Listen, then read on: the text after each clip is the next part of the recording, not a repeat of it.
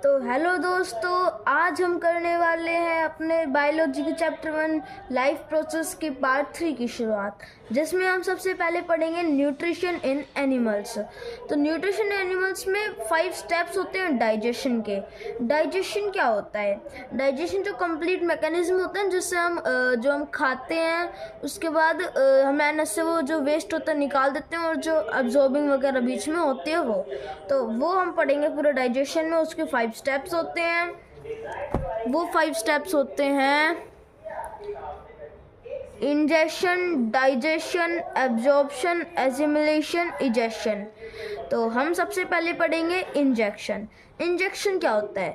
जब हम फूड जो पार्टिकल है उसको अपने माउथ में रखते हैं च्यू करने के लिए, खाने के लिए, तो उसे हम इंजेक्शन कहते हैं। उसके बाद उसे खाते हैं, उसके लार्जर फूड पार्टिकल्स को स्मॉलर फूड पार्टिकल्स में चेंज कर लेते हैं, तो उसे डाइजेशन कहते हैं। और इसमें मैकेनिकल डाइजेशन और केमिकल डाइजेशन दोनों इन्वॉल्व होती है। उसके बाद हम पढ़ते हैं absorption. Absorbing amino acid, glucose and fatty acid from the food consumed by organism. जैसे कोई भी ऑर्गेनिज्म है, उसने कोई फूड कंज्यूम किया, खाया फूड, और उसके अंदर जो भी अमीनो एसिड, ग्लूकोज या फैटी एसिड, जो भी उसके अंदर न्यूट्रिएंट्स है ना, वो सारे एब्जॉर्ब कर लेगी हमारी बॉडी। उसके बाद एसिमिलेशन में क्या होता है, जो न्यूट्रिएंट्स हमें मिले हैं उस फूड से, वो सारे न्यूट्रिएंट्स कन्वर्ट हो जाते हैं एनर्जी में, एटीपी की फॉर्म में। वो सारे न्यूट्रिएंट्स कन्वर्ट किस फॉर्म में हो जाते हैं? वो सारे न्यूट्रिएंट्स एटीपी की फॉर्म में कन्वर्ट हो जाते हैं। उसके बाद हम पढ़ेंगे इजेशन। उसके बाद जो बचता है ना, न्यूट्रिएंट्स के अलावा जो भी अनवांटेड सब्सटेंस बचता है, वो हम अपने एनस से एक्सक्रीटा की फॉर्म में, स्टूल या फेसेस की फॉर्म में निकाल देते, रिमूव कर देते हैं अपनी बॉडी से। उसके बाद हम पढ़ेंगे ह्यूमन न्यूट्रिशन। ह्यूमन न्यूट्रिशन के 2 पार्ट्स होते हैं, एलिमेंट्री कैनल और डाइजेस्टिव ग्लैंड। तो एलिमेंट्री कैनल हम सबसे पहले पढ़ेंगे, उसमें buccal cavity, oesophagus, stomach, small intestine, large intestine, rectum, anus. और डाइजेस्टिव ग्लैंड्स में सलाइवरी ग्लैंड्स, लीवर, पेंक्रियास। तो सबसे पहले हम पढ़ेंगे बक्कल कैविटी। बक्कल कैविटी क्या होता है? बक्कल कैविटी इसमें मिलता है एक पेयर ऑफ लिप्स। जो हमारे होठ होते हैं ना, उसमें हमारा लिप्स होते हैं, उसमें 2 पेयर होते, मतलब एक पेयर होता है होठों के और 2 होठ होते हैं। तो उसमें वो जो लिप्स होते हैं वो बक्कल कैविटी में मिलते हैं। और टीथ, दांत भी बक्कल कैविटी में आते हैं, टंग, जीभ भी बक्कल कैविटी में आती है। और इसमें ये सब कंसिस्ट होते हैं soft palate, hard palate, salivary gland और अल्वा। अल्वा मतलब जो अंदर एक ऐसा टाइप का लटकता रहता है ना, तो उसे हम अल्वा कहते हैं। मुंह के अंदर अगर देखते हैं तो उसे अल्वा कहते हैं। ये सारे जितने भी पार्ट्स हैं सारे बक्कल कैविटी में मिलते हैं। उसके बाद हम पढ़ेंगे the starting of the buccal cavity is guarded with a pair of lips. जो बक्कल कैविटी की स्टार्टिंग होती है वो लिप्स से होती है, जो कि एक पेयर ऑफ लिप्स है। तो the softest tissue found in the whole body is that is the lips. जो हमारी पूरी बॉडी में सॉफ्टेस्ट टिश्यू है ना, वो लिप्स है। उसका human being has 32 teeth which comprise of, human beings के बाद 32 दांत होते हैं, 32 टीथ होते हैं, जिसमें से 8 इंसाइजर्स होते हैं, 4 कैनाइन्स होते हैं, 8 प्रीमोलर्स होते हैं, 12 मोलर्स होते हैं। इंसाइजर्स किसी भी फूड को बाइटिंग के लिए, फिर उसको काटने के लिए काम में आते हैं। और जो 4 इंसाइजर्स होते हैं ना, जो हर जो में, मतलब 2 जो होती है हमारी, अपर जो और एक लोअर जो, दोनों जो में 4 इंसाइजर्स होते हैं, और वो फूड को बाइटिंग में हेल्प करते हैं। It is a important character of herbivorous. जो हर्बीवोरस होते हैं, जो फ्लैश या मीट नहीं खाते, सिर्फ जो घास फूस होती है ना वही खाते हैं, तो उनकी इम्पोर्टेंट कैरेक्टर है ये इंसाइजर्स। उसके बाद canines are used for tearing the meat and they are very sharp as well as present 2 in number in each jaw. Canines क्या होते हैं? कैनाइन्स किसी भी मीट को या फिर किसी भी चीज़ को फाड़ने के लिए काम आते हैं, और वो बहुत ज़्यादा शार्प होते हैं कैनाइन्स, जो कि हर जॉ में 2 मिलते हैं, और टोटल 4 होते हैं। और एक कार्निवोरस के इंपॉर्टेंट कैरेक्टर्स होते हैं। उसके बाद premolars and molars are used for crushing and grinding the food. अब हमने बाइटिंग कर ली, बाइट कर लिया फूड, इंसाइजर से बाइट कर लिया फूड, उसके बाद उसे चबाएं कैसे, चीव कैसे करे, क्रश कैसे करे, तो वो प्रीमोलर्स और मोलर्स का काम होता है। और वो ज़्यादातर हर टाइप्स ऑफ एनिमल्स में मिलते हैं। उसका chewing of food by the teeth, mechanical digestion. Chewing of food मतलब हम दांतों की वजह से फूड को चीव करते हैं तो उसे मैकेनिकल डाइजेशन कहते हैं। और where larger food particles are converted to small particles, bolus is known as. और जब लार्जर फूड पार्टिकल्स कन्वर्ट होते हैं स्मॉलर फूड पार्टिकल्स में, जिसे हम बोलस कहते हैं, उसको हम क्या कहते हैं, मैस्टिकेशन, उसे हम मैस्टिकेशन कहते हैं। तो उसके अंदर पढ़ेंगे human being have two types of teeth in their whole life, that is milk teeth और temporary teeth and permanent teeth. तो ह्यूमन बीइंग के पास 2 टाइप्स के टीथ होते हैं पूरी होल लाइफ जर्नी में, जिसमें उसके पास होते हैं मिल्क के टीथ, जो पैदा होता है तभी उसके मिल्क टीथ होते हैं, उसको टेम्परेरी टीथ भी कहते हैं। उसके बाद उसके परमानेंट टीथ आते हैं।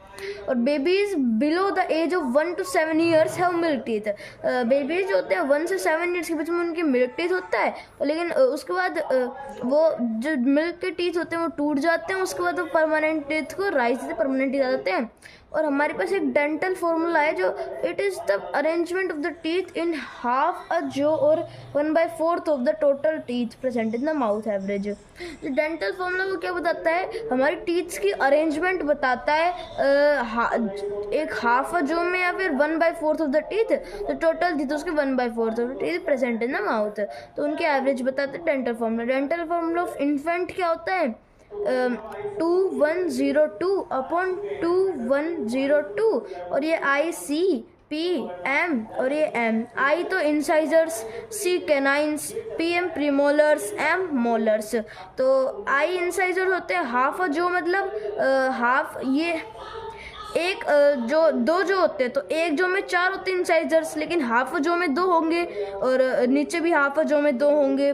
और इसमें कैनाइंस 2 होते हैं एक जो में, तो हाफ जो में 1 होगा। प्रीमोलर्स एक भी नहीं होता, एक भी नहीं होता, तो हाफ जो में 0 और यहाँ पे भी 0। और उसके बाद हम पढ़ेंगे dental formula of human adult. जो ह्यूमन एडल्ट होते हैं ना, इन्फेंट जो भी पैदा हुए वो, और ह्यूमन एडल्ट जो भी एडल्ट हो गए हैं, तो उनकी सबसे पहले 4 होते हैं इंसाइजर्स, तो हाफ जो में 2।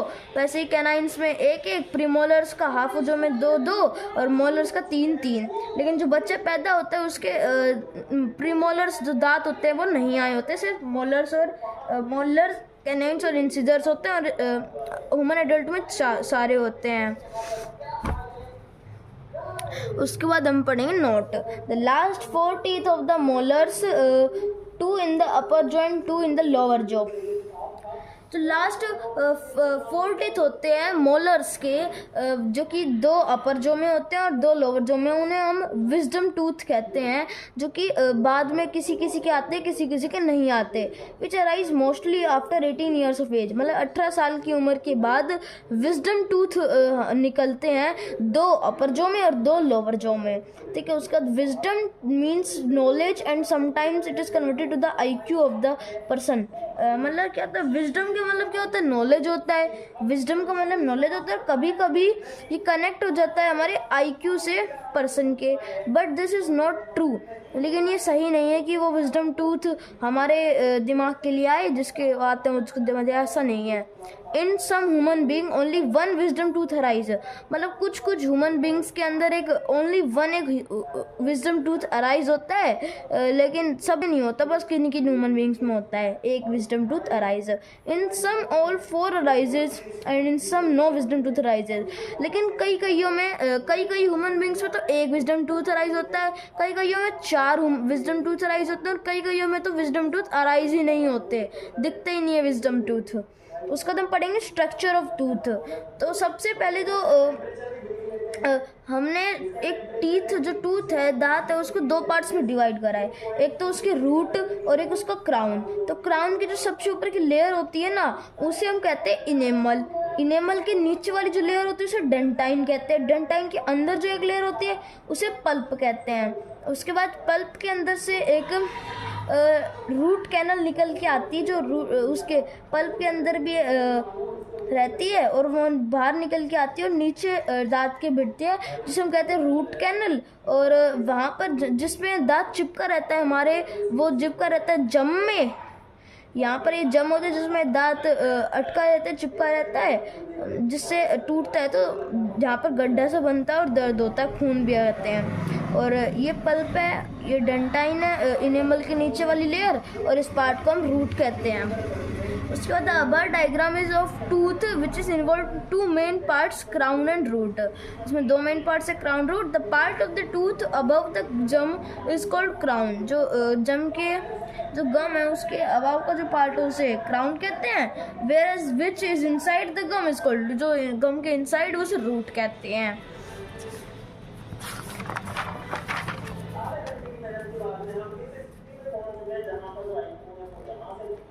The hardest part of the teeth and the body is enamel and below it dentine is present। तो जो hardest part होता है बॉडी का वो इनेमल होता है टीथ का, और blood vessels are seen present inside the tooth which blood supply to the teeth. लेकिन जो ब्लड वेसल्स होती है वो भी टूथ के अंदर प्रेजेंट होती है, जिसकी वजह से अगर दांत टूट भी जाते हैं तो खून आते हैं। उसके बाद हम पढ़ेंगे tongue. It is a muscular organ which consist of voluntary muscles. ये एक मस्कुलर ऑर्गन है और इसमें वॉलेंट्री मसल्स वॉलेंट्री मसल्स होती है जिन्हें हम कंट्रोल कर सकते हैं। It is attach to the lower surface of the buccal cavity. ये बकल कैविटी जो होती है ना उसके लोअर सरफेस को लोअर में अटैच होती है। And it is two function, के दो फंक्शन होते हैं। It mixes saliva with the food. जो सलाइवा होती है, जो हमारी राल होती है ना, उसे फूड से मिक्स करता है so that food become moist and grinding of food can be easily done.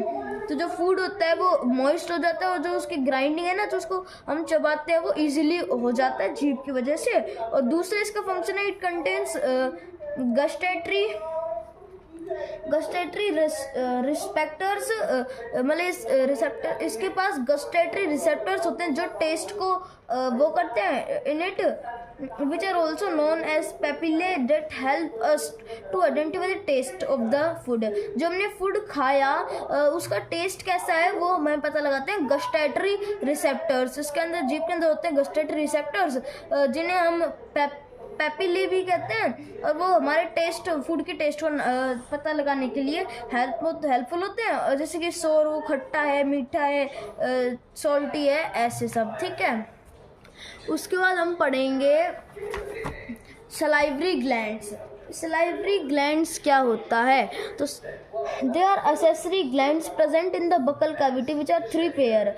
जो बकल कैविटी उसके अंदर सलाइवरी ग्लैंड्स मिलता है और इसके 3 पेयर होते हैं, सबमैक्सिलरी, सबलिंगुअल, पार्टोरेट ग्लैंड। तो all these 3 pairs of salivary gland secret saliva. जितने भी सलाइवरी ग्लैंड्स के पेयर है सारे सलाइवा सीक्रेट करते हैं। Parotid gland is present in front of the year. जो कान है हमारा उसके बिल्कुल फ्रंट में ये पैरोटेड ग्लैंड प्रेजेंट होता है। सबमैक्सिलरी और सबमैंडिबुलर। जो सबमैक्सिलरी उसका दूसरा ही नाम है submandibular, is present at the back of the last molar. जो लास्ट मोलर टीथ होता है ना उसके बैक में ये प्रेजेंट होता है लोअर जो के। मेरा सबलिंगुअल, जो सबलिंगुअल है वो प्रेजेंट है बिलो द टंग। देखो अब फिर से हम रिपीट करते हैं कि जो पैरोटिड ग्लैंड है वो तो कान के बिल्कुल फ्रंट में प्रेजेंट रहता है। सबमैक्सिलरी या सबमैंडिबुलर जो टीथ है वो हमारे लास्ट जो मोलर टीथ है उसके बैक में प्रेजेंट होता है, और जो सबलिंगुअल ग्लैंड है वो जीभ के नीचे प्रेजेंट होता है। ठीक है, उसके बाद saliva compromises of 95% water. Saliva के अंदर 95% तक तो पानी ही वाटरी रहता है। Some antibiotics and enzyme known as xylin ptyalin. This enzyme converts complex carbohydrate into maltose, starting the chemical digestion in the body. तो जो सलाइवा होते हैं इनके अंदर 95% वाटर होता है, कुछ एंटीबायोटिक्स होते हैं और एक एंजाइम होता है जिसका नाम है टेलिन। और ये एंजाइम क्या करता है, जो कॉम्प्लेक्स कार्बोहाइड्रेट होता है ना उसे माल्टोज में कन्वर्ट करता है। इस एंजाइम का काम क्या होता है, ये कॉम्प्लेक्स कार्बोहाइड्रेट को माल्टोज में कन्वर्ट करता है और फिर वो स्टार्ट कर देता है केमिकल डाइजेशन हमारी बॉडी में। उसके बाद mouth is the first area where digestion of carbohydrate occur. कौन सा पहला एरिया जहाँ पर कार्बोहाइड्रेट का जो डाइजेशन होता है वो शुरू हो जाता है, तो वो होता है माउथ। और टियलिन जो कि एंजाइम है माउथ के अंदर, ptyalin is also known as salivary amylase. Ptyalin क्या है, एक सलाइवरी एमाइलेज है जो कि मतलब टियलिन जो उसके अंदर वो मिलता है ना एंजाइम, टियलिन सलाइवरी एमाइलेज है जो कि सलाइवा को अपने अंदर से सिक्रेट करता है। उसके बाद हम पढ़ते हैं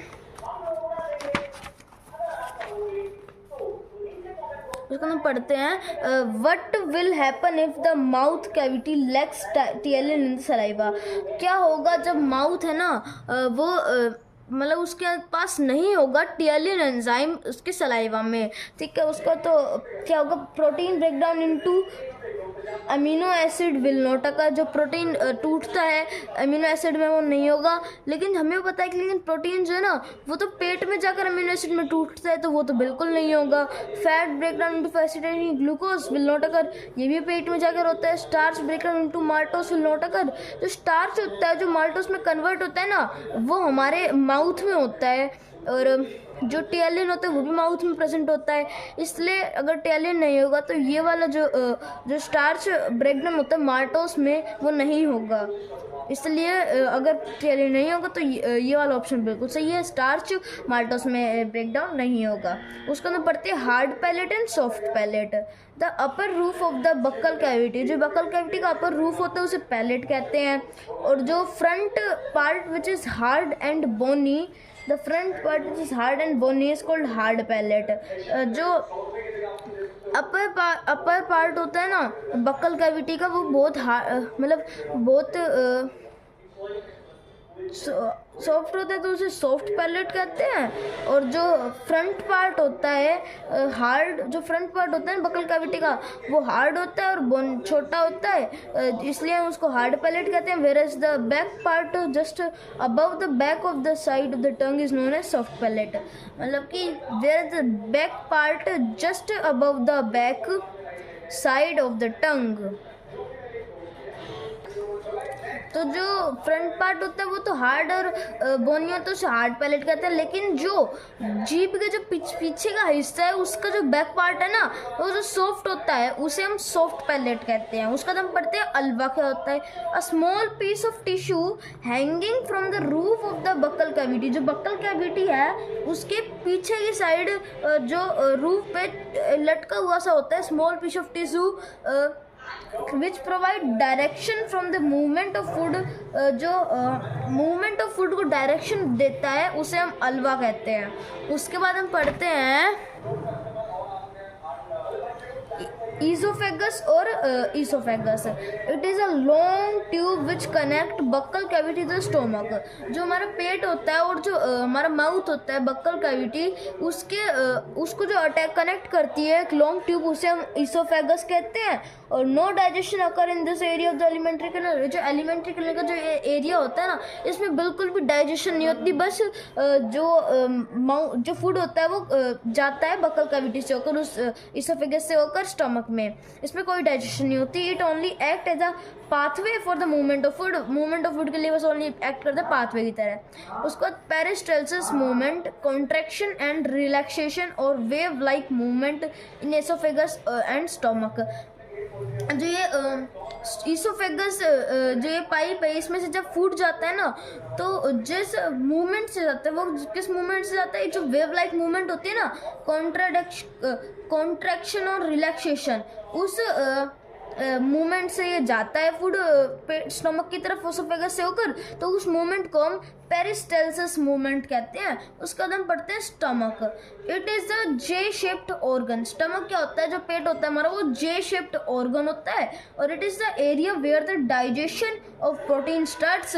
और सबसे पहले जो डाइजेशन ऑफ प्रोटीन स्टार्ट होता है वो कहाँ होता है, स्टमक में सबसे पहले डाइजेशन ऑफ प्रोटीन स्टार्ट होता है। और डाइजेशन ऑफ कार्बोहाइड्रेट सबसे पहले कहाँ स्टार्ट होता है, डाइजेशन ऑफ कार्बोहाइड्रेट सबसे पहले माउथ में स्टार्ट होता है। डाइजेशन ऑफ प्रोटीन स्टमक में स्टार्ट होता है सबसे पहले। और स्टमक का पीएच वैल्यू क्या है, मतलब वो एसिडिक है या फिर बेसिक है, तो वो एसिडिक है। और इसका पीएच लेवल है 1.5 to 3.5, जो कि मोस्ट एसिडिक है, जो कि मोस्ट एसिडिक है पीएच ऑफ स्टमक में, ठीक है। और wall of stomach covered with a large layer of mucus to protect the inner. जो स्टमक में एक एसिड प्रेजेंट होता है, inner wall of stomach from gets digested by digested juices. तो जो स्टमक में एक एसिड प्रेजेंट होता है, और उस एसिड क्या करता है, खाने को पचाता है और उसको गला देता है। तो जो खराब होता है वो एनस से निकल जाता है।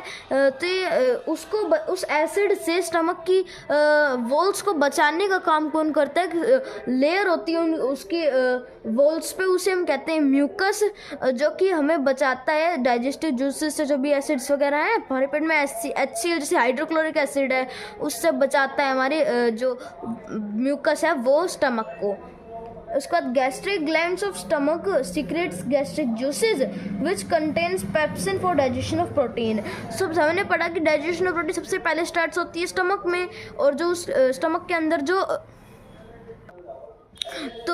स्टमक के अंदर गैस्ट्रिक ग्लैंड्स मिलता है जो गैस्ट्रिक जूस को सिक्रेट करता है, और उसके अंदर पेप्सिन होता है जो डाइजेशन ऑफ प्रोटीन को स्टार्ट करता है। और स्टमक पहला एरिया जहाँ पर डाइजेशन ऑफ प्रोटीन स्टार्ट होता है हमने पढ़ लिया। और हाइड्रोक्लोरिक एसिड हमारे स्टमक के अंदर प्रेजेंट होता है, एसिड HCl जो सिक्रेट होता है स्टमक से, is also secreted by stomach. और ये स्टमक से सिक्रेट होता है to make the environment acidic और एसिडिक इन्वायरमेंट।